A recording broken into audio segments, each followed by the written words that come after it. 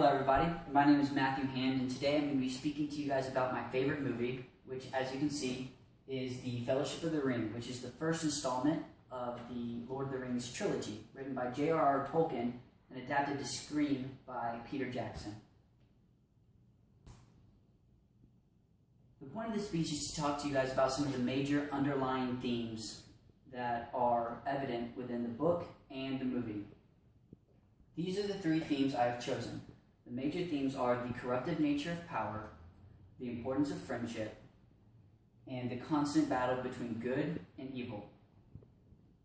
The Fellowship of the Ring is centered in what's called Middle-earth, J.R.R. Tolkien's fantasy-created world, where there are elves, orcs, men, and dwarves, all fighting against this great evil.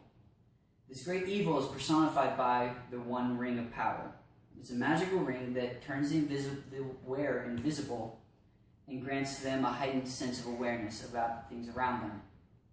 Unfortunately, when the wearer wears this ring, he can also be seen by this great evil no matter where he is on the planet. It's kind of like a double-edged sword. This ring symbolizes power and evil within the series, and especially within the Fellowship of the Ring. The corruptive nature of power. Absolute power corrupts absolutely. This is a quote by Lord Acton. We all have seen this in many cases in our everyday lives, whether you realize it or not. One of these situations is if a classmate is elected as the leader of a group project. This person may have even been your friend. And now all of a sudden your friend who you hang out with, you can joke with, he is now in charge. Now he has a little bit of power. And now he's dictating, he's telling everybody exactly what they should be doing at all times, and kind of being annoying. This happens all the time. Another situation, if when you guys were younger, if you have a sibling or an older sibling, or if you have a friend who has an older sibling, you know that when the parents leave the house and put that sibling in charge, that older sibling can become dominant and just totally take a turn for the worse. I never had that issue since I'm the oldest sibling. But my younger siblings do tell me that is an issue. We also see those things in the book and the movie, The Lord of the Rings, Fellowship of the Ring. A couple of scenarios where this occurs, and this theme is completely evident, is with Boromir and the Ring. Boromir is a character, a man, who is a part of the Fellowship of the Ring. He is charged with destroying the ring and the quest to destroy it. However, he succumbs to the temptation of the power that the ring holds. At the end of the movie, he actually makes an attempt on the life of the person who's holding the ring, one of his friends. But that doesn't matter to him because he sees the power that the ring can hold, and he sees the power that he could have holding the ring. Another situation in The Lord of the Rings, The Fellowship, that this theme is made evident is the actual wearer of the ring. He actually does become corrupt over the time the movie kind of starts and at the end of the series as well. The ring just eats away at him. The power of the ring and all of its evil just completely wears down his personality and his strength to have strength against the power. Another good instance of this are the two characters, Gandalf and Galadriel, two of the most powerful beings in this Middle-earth, and they refuse to even touch the ring.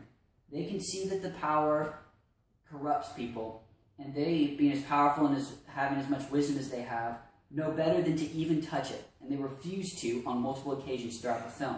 This is a very important thing to note.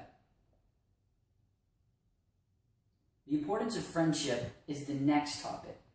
I know that most of us have at least one or two very good friends that we consider close to us, and they have definitely helped us and guided us through different trials and tribulations we've had in our lifetimes. I know this is true for myself, and I'm sure that it's true for you as well. It's also true in this book.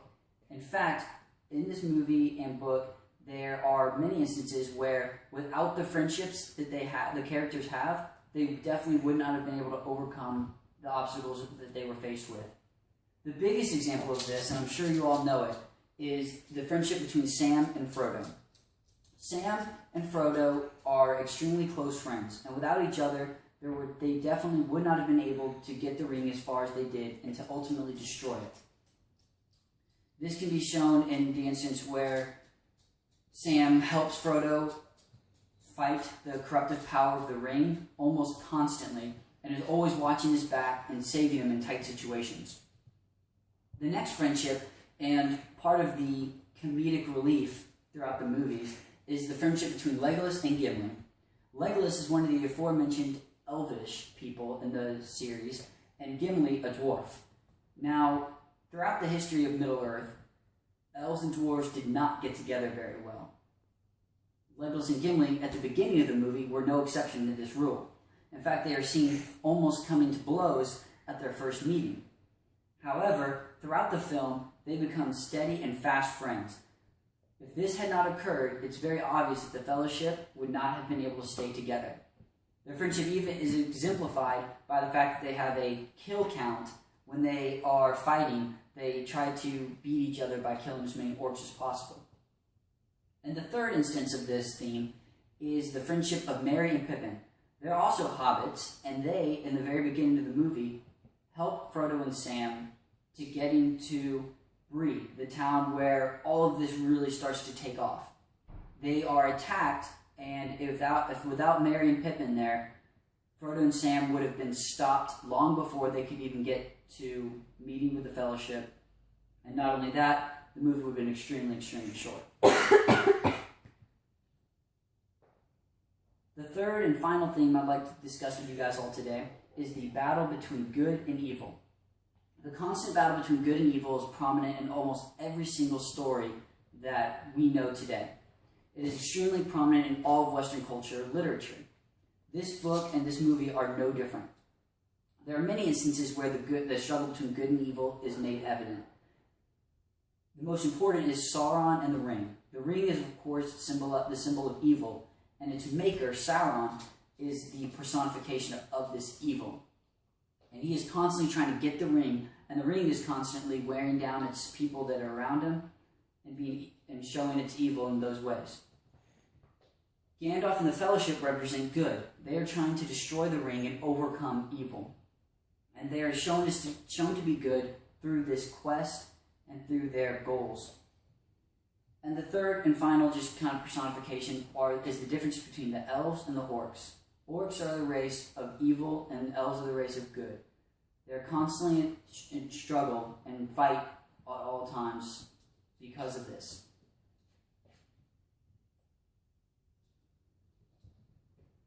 In conclusion, I just want to remind you guys the three major things we talked about today are the corruptive nature of power, the importance of friendship, and the battle between good and evil. These three themes make for a very, very powerful story that had a great influence on me, and I'm sure many other people as well. This is by far my favorite movie, and a major reason is because of these three themes. Although this world is a fantasy world, and of course elves and orcs don't really exist, one of the biggest draws to this story and this movie are that these themes are extremely relatable to everyday life. I hope I've shown that to you guys through this speech, and I hope you've all enjoyed it as much as I've enjoyed sharing with you my favorite movie. Thanks and gig 'em. Were you running out?